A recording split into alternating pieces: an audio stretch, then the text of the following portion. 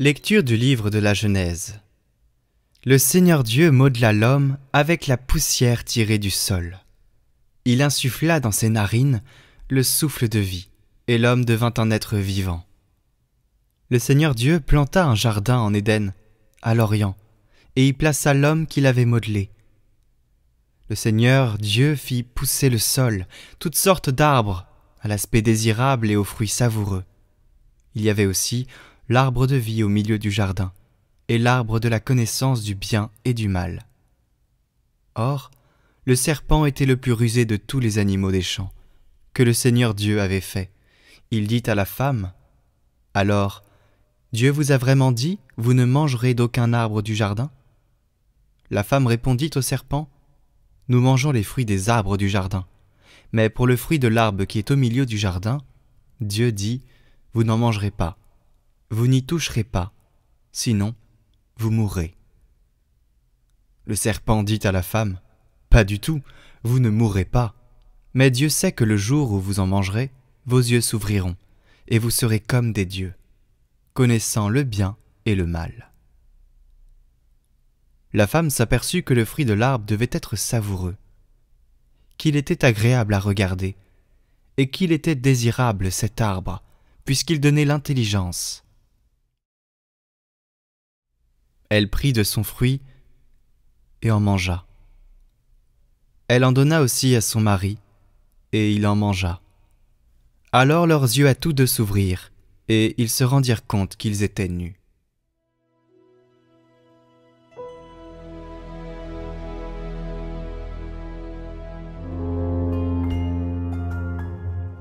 Pitié, Seigneur, car nous avons péché.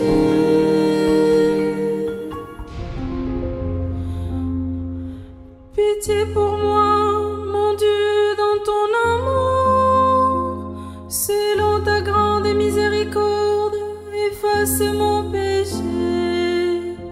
Lavez-moi tout entière de ma faute, purifie-moi de mon offense.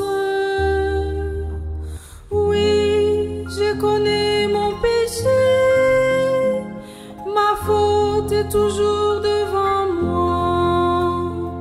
Contre toi et toi seul j'ai péché. Ce qui est mal à tes yeux, je l'ai fait. Crée en moi un cœur pur, oh mon Dieu. Renouvelle et raffermis au fond de moi mon esprit. Ne me chasse pas loin de ta face. Ne me reprends pas ton Esprit Saint. Rends-moi la joie d'être sauvé. Que l'Esprit généreux me soutienne. Seigneur, ouvre mes lèvres, et ma bouche annoncera ta louange. Pitié, Seigneur, car nous avons péché.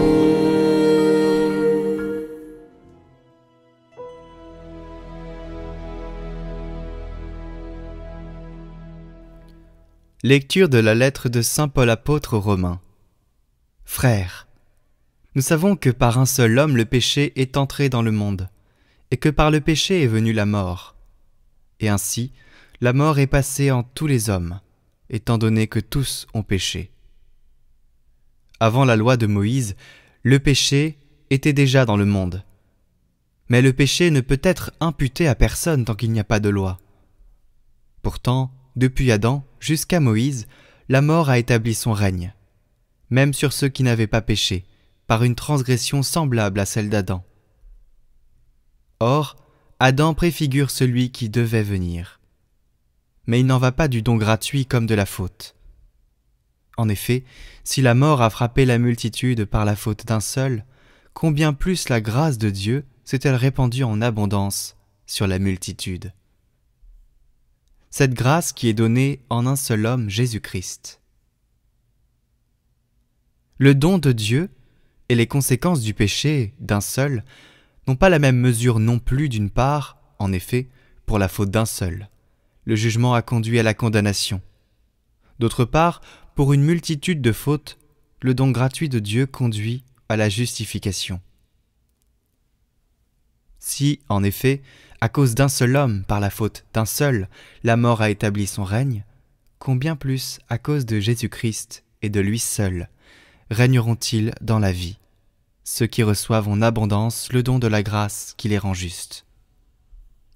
Bref, de même que la faute commise par un seul a conduit tous les hommes à la condamnation, de même l'accomplissement de la justice par un seul a conduit tous les hommes à la justification qui donne la vie.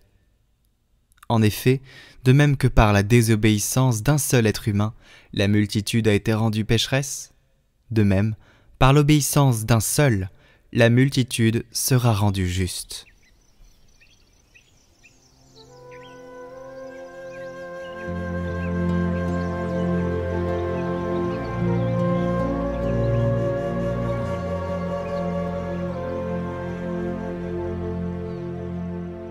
Évangile de Jésus-Christ selon saint Matthieu. En ce temps-là, Jésus fut conduit au désert par l'Esprit pour être tenté par le diable. Après avoir jeûné 40 jours et 40 nuits, il eut faim. Le tentateur s'approcha et lui dit : « Si tu es fils de Dieu, ordonne que ces pierres deviennent des pains. » Mais Jésus répondit : « Il est écrit, l'homme ne vit pas seulement de pain, mais de toute parole qui sort de la bouche de Dieu. » Alors le diable l'emmène à la ville sainte, le place au sommet du temple et lui dit : « Si tu es fils de Dieu, jette-toi en bas, car il est écrit, il donnera pour toi des ordres à ses anges, et ils te porteront sur leurs mains, de peur que ton pied ne heurte une pierre. » Jésus lui déclara : « Il est encore écrit, tu ne mettras pas à l'épreuve le Seigneur ton Dieu. » Le diable l'emmène encore sur une très haute montagne, et lui montre tous les royaumes du monde et leur gloire. Il lui dit : « Tout cela, je te le donnerai, si tombant à mes pieds tu te prosternes devant moi. » Alors, Jésus lui dit : « Arrière, Satan, car il est écrit, c'est le Seigneur ton Dieu que tu adoreras, à lui seul tu rendras un culte. » Alors le diable le quitte. Et voici que des anges s'approchèrent, et ils le servaient.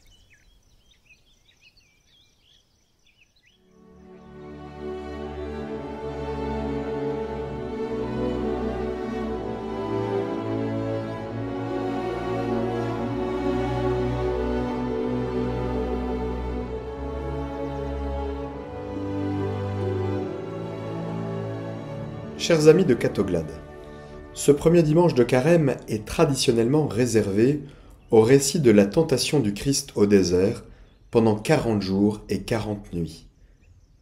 Il fait allusion, bien sûr, à plusieurs 40 qui existent dans l'Ancien Testament.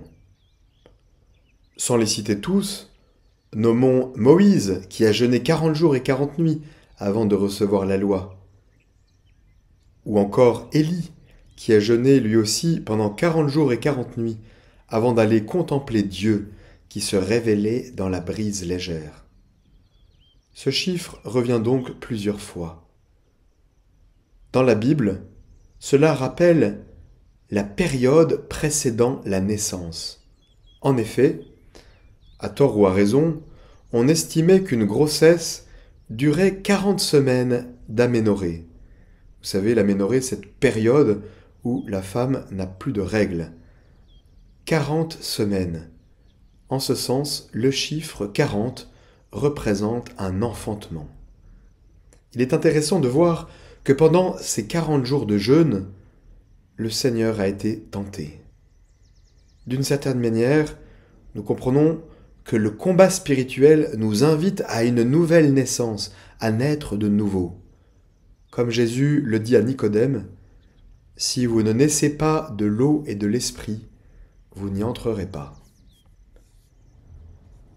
Ce texte nous permet aussi de considérer les tentations en tant que telles. Tout d'abord, quelle est la différence entre la tentation et le péché. La tentation, c'est d'avoir l'idée de faire quelque chose par notre imaginaire. Le démon s'en sert pour nous donner envie de prendre le bien du voisin, d'avoir toujours raison, de faire telle ou telle chose, de dominer, etc. C'est cette dimension d'imaginaire. Dans la tentation, on imagine un bien qui est un faux bien. Il est donc important d'analyser notre imaginaire, de savoir où on en est et de le canaliser pour ne pas nous laisser entrer en tentation vers ce que l'on pourrait penser être un bien, mais qui aboutit en fait à une impasse. L'évangile de Matthieu nous présente aujourd'hui 3 tentations très caractéristiques. Et à la fin du récit, nous entendons cette phrase: ayant épuisé toutes les formes de tentation, le démon le quitta jusqu'au moment voulu. Ainsi, d'une manière ou d'une autre, à travers ces tentations, ce sont toutes les autres tentations que nous pouvons connaître qui sont reliées à ces 3 grandes tentations du Christ. Alors, nous pouvons les revisiter les unes après les autres. En ce qui concerne la première, au bout de 40 jours et 40 nuits de jeûne, il n'est pas très étonnant d'avoir faim. Le démon ne fait que répondre à un besoin logique. Mais si on va un peu au-delà, à travers le jeûne, qui fait aussi partie des exercices spirituels du carême, nous sommes bien sûr invités à un travail sur nous-mêmes. Le jeûne nous fait sentir comme créature face au Créateur. Il nous fait sentir comme dépendants de Dieu, dans une certaine fragilité, la faim notamment.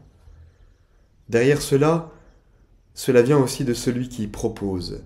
Si c'était un ange qui le servait, comme nous le lisons à la fin de la lecture de l'évangile de saint Matthieu, le cas serait différent. Nous pouvons ainsi distinguer d'où vient la réponse qui m'est faite. Cela vient-il de Dieu ou cela vient-il du démon? Est-ce que cela m'oppose à Dieu et me met face à un besoin qui demande une satisfaction immédiate, un plaisir immédiat? L'homme ne vit pas seulement de pain, mais de toute parole qui sort de la bouche de Dieu. Dans cette tentation-là, on reconnaît toutes les formes de tentation qui ont à voir avec notre corps. En effet, se nourrir fait partie des besoins du corps. Passons à la deuxième tentation. Elle est décrite différemment dans les évangiles de Luc et de Matthieu. La deuxième tentation est bien sûr au sujet de Jésus qui est porté au sommet du temple. Il s'agit là de la prière. Il est transporté en esprit à Jérusalem, le lieu de la présence de Dieu, le Seigneur qui est là, au pinacle du temple. C'est comme lorsqu'on se met au-dessus de Dieu. On rentre dans l'orgueil, une forme de toute-puissance, comme en soi-même, et on se met au-dessus de Dieu en ne priant plus. Si je n'ai pas de temps pour la prière, c'est que, d'une certaine façon, je considère que Dieu, c'est moi. Ainsi, je pense que le Seigneur a été tenté de s'enorgueillir de sa propre beauté, de sa propre splendeur. Lorsque l'on imagine la personne divine dans cette humanité qu'est le Christ, on peut comprendre la tentation de s'approprier les dons de Dieu. Voilà bien l'orgueil de l'esprit. La troisième tentation est énoncée ainsi. Si tu te prosternes devant moi, je te donnerai les richesses, les pouvoirs. Non, le Christ répond à cela avec la parole comme à chaque fois. Tu ne tenteras pas le Seigneur ton Dieu. Et ces tentations des richesses et du pouvoir sont en nous. C'est pour cette raison que nous sommes invités à entrer dans une humilité face aux richesses, face aux biens matériels, à tout ce qui peut donner du pouvoir d'une manière ou d'une autre, la vie professionnelle, la situation sociale ou économique qui nous donne un ascendant sur les autres. Donc il est intéressant de nommer ces 3 lieux de combat spirituels auxquels on fait face par le jeûne, par la prière et par l'aumône. Nous voyons donc que ces 3 moyens que l'Église nous propose pour nous sanctifier pendant le carême répondent à chacune des tentations. Le jeûne répond à la tentation de l'orgueil de la chair. L'aumône répond à l'attrait des richesses. La prière répond à l'orgueil. Cela correspond aussi aux 3 vœux religieux, ce qu'on appelle les conseils évangéliques, les 3 conseils de pauvreté, de chasteté et d'obéissance, qui concernent tous ceux, toutes celles qui veulent vivre selon l'Évangile. D'ailleurs, ces 3 conseils évangéliques ne sont pas réservés aux religieux. Les laïcs peuvent aussi, selon leur état, s'en inspirer. Il est intéressant de savoir que ces combats s'opèrent en chacun de nous. Selon les époques de la vie, selon les étapes, un combat peut être livré plus qu'un autre. Mais sachons qu'il y a des connexions entre les différentes tentations. Par exemple, quelqu'un qui est très attaché aux biens matériels risque rapidement d'être très orgueilleux et de vouloir tout dominer. Il était aussi probable que quelqu'un qui aurait du mal à dominer les passions du corps subisse très rapidement la tentation de toute puissance. Comme il y a des connexions entre les vertus, il y a malheureusement des combats des connexions entre les vices. Ces combats spirituels et ces tentations se correspondent. Prudence et tempérance, justice et force. Dans le péché comme dans la grâce, nous formons une unité et il est important de considérer que nous devons être très attentifs à ces points-là. C'est exhaustif et on le voit bien avec les scandales politiques. On peut les rattacher à telle ou telle tentation d'une manière ou d'une autre, que ce soit l'abus de pouvoir, le détournement de fonds, les questions de manque de fidélité, etc., etc. Les hommes politiques, les hommes d'église sont exposés, peut-être plus que d'autres, et nous voyons bien sûr aussi cela en chacun de nous. Nous voyons aussi que les anges sont présents dans ce récit. À la fin, nous lisons « Et les anges le servaient ». Les anges présents comme au moment de l'agonie. Vous savez que combat se dit agonia en grec. Voici le cœur du combat spirituel. On peut tout simplement considérer ce lien entre la présence de l'ange à l'agonie, aux côtés du Christ, qui se prépare et qui se dispose à prononcer le oui de la passion pour assumer tout le mal qui va se dérouler dans l'histoire humaine, et la présence de l'ange aussi à nos côtés face à la tentation pendant ce récit des tentations au désert. La présence des anges, ne l'oublions pas. Nous pouvons prier notre ange gardien aussi pour être fort face à la tentation. Quelle est sa mission à l'ange, si ce n'est de nous soutenir dans le combat spirituel? On peut vraiment demander son aide, et son aide, pas seulement pour trouver une place de parking lorsque l'on tourne pendant des heures, mais surtout à nous donner des raisons dans notre intelligence pour préférer la volonté de Dieu et combattre intérieurement. Nous l'avons compris, chers amis, comme le Christ a été tenté, nous le sommes aussi. Appuyons-nous sur ce combat que le Christ a mené pour pouvoir livrer notre propre combat. Et que fait-on dans la confession, arme spirituelle par excellence pour livrer le combat, comme dit saint Benoît? Qu'est-ce qu'on fait? On fracasse notre tentation contre le Christ. On fracasse notre combat contre le Christ. Peut-être de confession en confession, et c'est peut-être votre sentiment, chers amis de Catoglade, on redit la même chose, c'est vrai, mais à chaque fois, nous reconfions notre combat à Jésus. Je ne veux pas rester seul avec mon combat, qu'il soit contre la chair, contre les richesses ou contre l'orgueil. Demandons alors au Seigneur d'être nous-mêmes attentifs à cette dimension-là, et où que nous soyons, quoi que nous fassions, en équipe, en couple, oui, nous pouvons revisiter ces 3 formes de tentation, voir sur lesquelles nous sommes les plus fragiles, invoquer le Seigneur et la Vierge Marie pour nous soutenir dans notre fidélité à la grâce de notre baptême. C'est ce que je vous souhaite, chers amis de Catoglade, en ce premier dimanche de Carême, que le Seigneur vous donne à travers cette méditation sur ces 3 tentations, de descendre dans les profondeurs de votre être, de tout regarder avec la lumière, la clarté du Christ. Que la bénédiction du Seigneur descende en abondance sur vous et vous aide à faire ce travail dans la grâce du Christ. Saint Carême.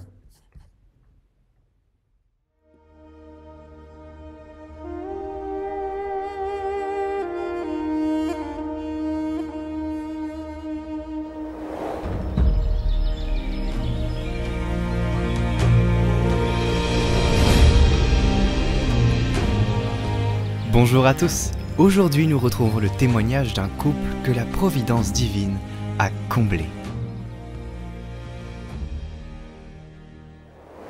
Bonjour José-Paul et Jean-Luc. Bonjour Merlin. En ce début de carême, nous vous avons demandé de témoigner du changement de votre vie à la suite de votre conversion.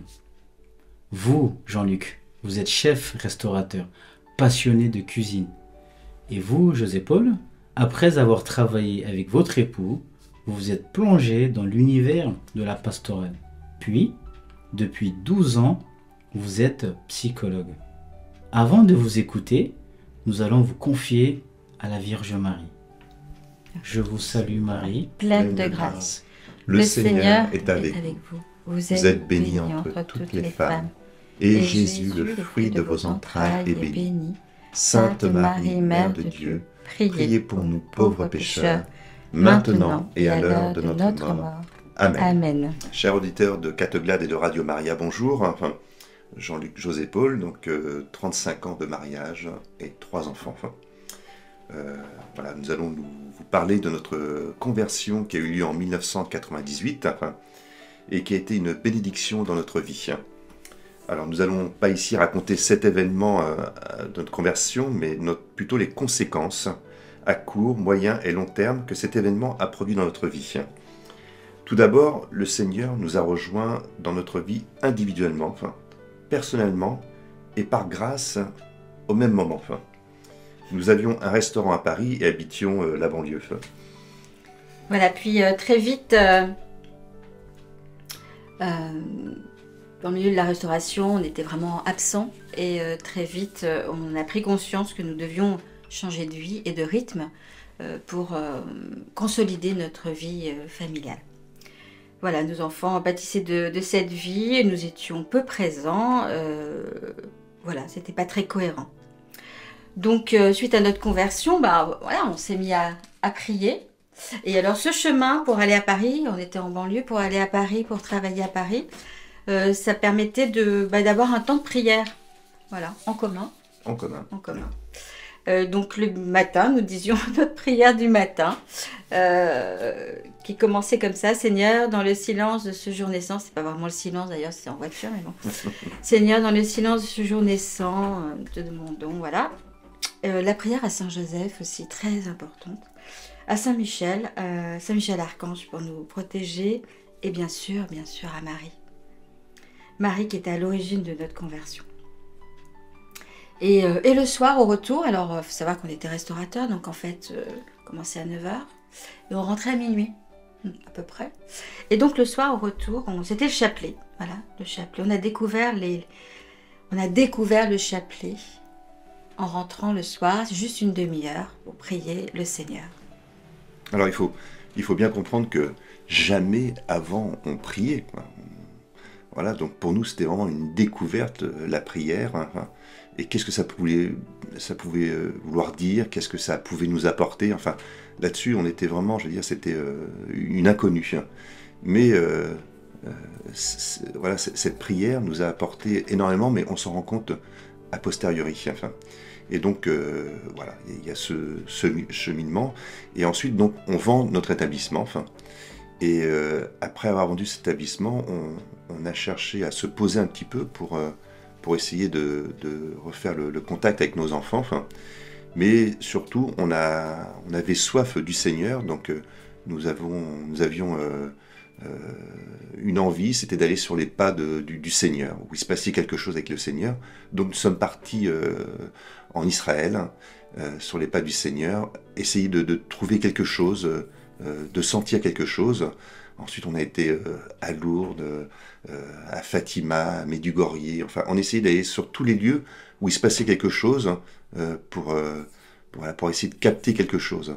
Jusqu'à ce qu'on se rende compte que le Seigneur, en fin de compte, il nous rejoint, il est vraiment là. D'où on est, il peut nous rejoindre. Et ça, voilà, il fallait faire tout cela pour s'en rendre compte. Enfin. Voilà, donc à cette période-là, en vendant notre établissement, nous sommes allés vivre chez mes parents avec nos 2 enfants. Ça n'a pas été toujours facile, mais ils ont été adorables de nous accueillir. C'était le temps de savoir où on voulait aller, parce qu'une conversion, c'est un changement radical, mais du coup, il faut trouver notre chemin. Et donc, on a eu cette chance d'être accueillis par mes parents qui ont bien voulu nous accueillir avec nos enfants. Et là, nous avons pris le temps du discernement. Voilà. C'était un moment difficile, parce que assez instable tout de même. Mais ça fait une vingtaine d'années maintenant. Mais on était dans la joie. On a gardé, en fait, la conversion nous avait apporté la joie. Et chaque fois on désespérait quand même des fois. Et chaque fois qu'on désespérait, une parole, un événement venait nous relever, comme un jour la parole dans Matthieu, chapitre 6, verset 25-34. J'avoue que j'étais un peu désespérée. Et voilà, on avait appris à se tourner vers le Seigneur quand on ne savait pas comment faire. Et alors, ça commence comme ça. Ne vous inquiétez pas au sujet de la nourriture et de la boisson. Regardez les oiseaux. Votre Père qui est au ciel les nourrit. Et pour terminer ce passage, préoccupez-vous d'abord du royaume de Dieu et de la vie juste qu'il demande. Et Dieu vous accordera aussi tout le reste. Bon, c'était vraiment une réponse à ma quête, à ma crainte. Et le mot qui venait, c'était providence. C'était vraiment un abandon au Seigneur. Et dans la vie actuelle, s'abandonner au Seigneur quand vous êtes en recherche d'un travail, vous êtes tout nouveau dans la foi. Enfin, tout ça, c'est une période un petit peu, je veux dire, compliquée, mais je pense que le Seigneur nous travaillait au creuset pour savoir si vraiment on avait choisi le Seigneur. Et voilà, ensuite, le Seigneur nous a tout donné avec abondance. Enfin. Alors ça, c'était le premier virage, c'était d'arrêter le train fou, d'arrêter de courir sans savoir où on allait.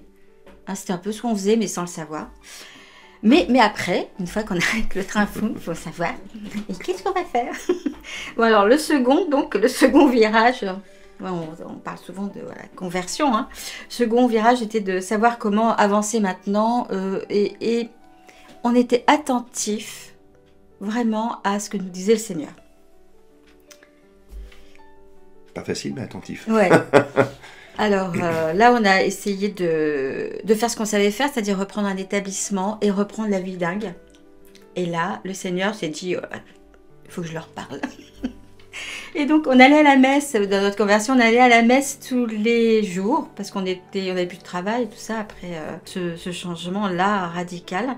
Et on attendait de voir où est-ce qu'on allait. Et en fait, un lundi matin, à la messe... Ça, c'est limpide. Ça, c'est vraiment resté dans notre mémoire. Ouais. Ça s'est passé de cette manière. Enfin, ouais, on va à la messe. C'était suivi d'une adoration. Et vraiment, c'était un moment de communion pour nous. Voilà, on y allait en plus ensemble. Voilà, c'était avec les paroissiens. Et là, moi, je reçois vraiment... Alors, je suis pas de ce... Je reçois jamais rien en général. Mais bon, là, je reçois quelque chose dans mon cœur. C'était... il y a le chemin d'une affaire que vous êtes en train de voir. Et puis, il y a le chemin du Seigneur. Et là, je me suis dit, ça y est. Je crois que je ne vais plus bien. Et bon, vraiment, ça m'a interrogée, et ça me paraissait vrai, mais en même temps fou, quoi. Enfin, comment savoir, comment discerner, voilà. Et en sortant, le Seigneur est trop bon, quand il donne en abondance. Donc, en sortant, une paroissienne me dit, ça m'arrive jamais, mais j'ai reçu quelque chose et qu'il faut que je vous dise. Alors déjà, je me suis dit là... il y a le chemin d'une affaire que vous êtes en train, puis il y a le chemin du Seigneur. Et là, je me suis dit, non, mais il est trop fort, quoi. Oui, le Seigneur, qu'on est un peu... le Seigneur confirme toujours, quand on reçoit quelque chose, il confirme d'une manière ou d'une autre. Et là, c'était par intermédiaire d'une paroissienne, quoi.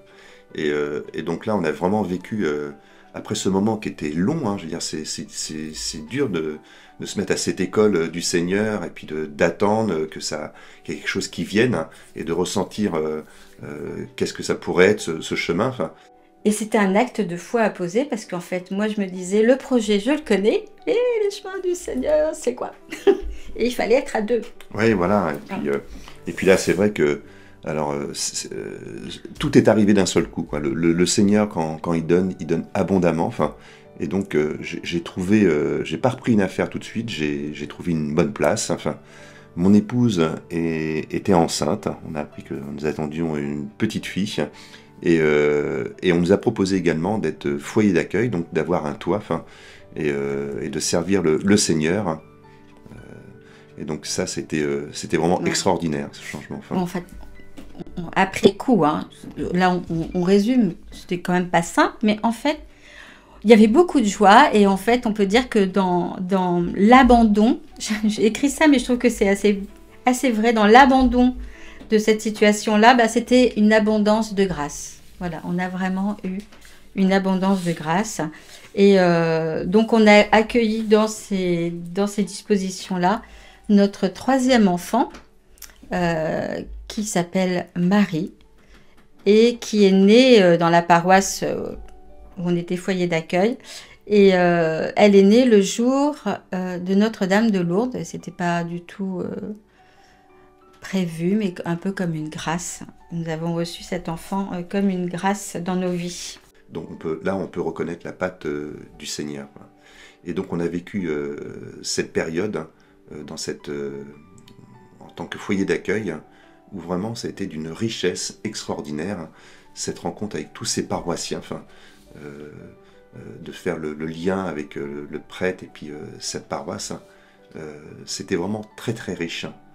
Oui, et puis le Seigneur a vraiment, je trouve qu'il y a beaucoup d'humour, parce que une des phrases de ma conversion, c'était « habiter la maison du Seigneur tous les jours de ma vie ». Et là, on était gâtés, hein. On habitait l'église pratiquement, parce que l'église, la salle paroissiale, notre maison, c'était une porte, et on allait de l'un à l'autre comme si c'était notre maison. Et voilà, je trouvais que le Seigneur avait beaucoup d'humour aussi, et qu'il nous portait vraiment plus loin même qu'on pouvait imaginer. Il nous accompagnait dans ce chemin. Donc, maison, famille, travail, c'est les trois piliers, là. On voulait unifier, réunir un peu notre famille pour qu'elle soit en harmonie. Voilà, donc c'était une vie beaucoup plus équilibrée, hein, comme dit José Paul, vraiment en harmonie, hein, et surtout avec le Seigneur. Enfin, et toute cette période-là, très fertile, hein, avec cette paroisse, ça nous a vraiment rempli de cette lumière qu'est le Seigneur, quoi. Vraiment, c'est venu nous rejoindre, nous habiter. Enfin, et je dis souvent que la richesse dans ce monde, c'est la rencontre avec l'autre. Et ben là, j'étais gâté avec tous ces paroissiens. Enfin, et puis quand on a cette lumière en nous, on ne veut pas la garder pour soi. On veut que les gens autour de nous puissent en bénéficier également. Donc voilà, on essaye de communiquer cette joie, je veux dire, à tous. Donc on a été accueillis par la paroisse, la communauté de Sainte-Geneviève. Et ça a été un moment qui a fortifié notre foi. On pensait être au service, mais en fait on a plus reçu. J'ai le sentiment qu'on a donné. Et donc voilà, cette mission de foyer d'accueil, je rends grâce au Seigneur parce que ça nous a vraiment consolidé. Et nous qui pensions apporter beaucoup, on a surtout beaucoup reçu. Et nos enfants aussi. Marie était qui était un peu l'enfant de la paroisse du coup, parce qu'elle est née là. Et voilà, il y avait une vraie communauté très chaleureuse.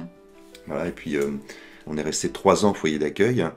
Après, nous sommes partis dans une vie active, où j'ai repris une affaire, etc., mais avec une vie beaucoup plus posée, en harmonie avec le Seigneur. Hein. Et surtout, on n'a jamais imposé à nos enfants d'être ce qu'on était. Hein. C'est vrai que vivre en tant qu'enfant, je veux dire, dans une paroisse, voir des gens qui sont avec le Seigneur, etc., on a laissé nos enfants respirer, mais en évoluant, je veux dire, ils ont vu qu'il y avait une lumière, il y avait quelque chose là. Enfin, et le plus beau cadeau, ça a été... vous voyez, nos enfants, par exemple, on leur imposait seulement d'aller à la messe à Noël et à Pâques, hein, et que ça serait leur histoire de rencontrer le Seigneur. Et ensuite, à l'âge où il fallait, nos enfants ont demandé eux-mêmes à aller faire leur communion, enfin, et à se rapprocher du Seigneur. Et ça a été un des plus beaux cadeaux, enfin, sans leur mettre la pression pour qu'ils le fassent par l'intermédiaire des parents. Bon voilà, en fait, notre conversion, il y a maintenant 25 ans environ, nous a permis de nous enraciner et de nous rencontrer mieux aussi. Que dire de plus dans ce monde où tout va très très vite, où on peut être vraiment balayé, le fait d'avoir des racines chrétiennes et ancrées avec le Seigneur, hein, je peux vous dire qu'on est vraiment, je veux dire, solide. On est solide. Hein, et je rends grâce à Dieu pour cela. Quoi. Voilà, donc après ce partage et ce témoignage, c'est vrai que toute notre vie maintenant, en tout cas on le souhaite, est appuyée sur le roc, qui est le Seigneur. Et nous avons vécu beaucoup d'événements en famille, voilà, de grandes aventures dans la foi, mais voilà, notamment les sessions de parémonial. Nous avons le souhait maintenant avec vous qui nous avez écoutés, de prier, de rendre grâce. Rendre grâce, nous rendons grâce chaque jour parce que c'est un combat pour rester enraciné dans la prière, la louange, la parole et les sacrements. Ce combat, il est spirituel et nous devons le mener ensemble. Et ce temps de carême, voilà, c'est un temps pour vivre et partager ensemble, en communion. Voilà, on a découvert dans notre foi que le chemin du Seigneur, voilà, c'était la vérité et la vie. Et on vous souhaite à tous un saint et vivifiant carême. Carême. Voilà.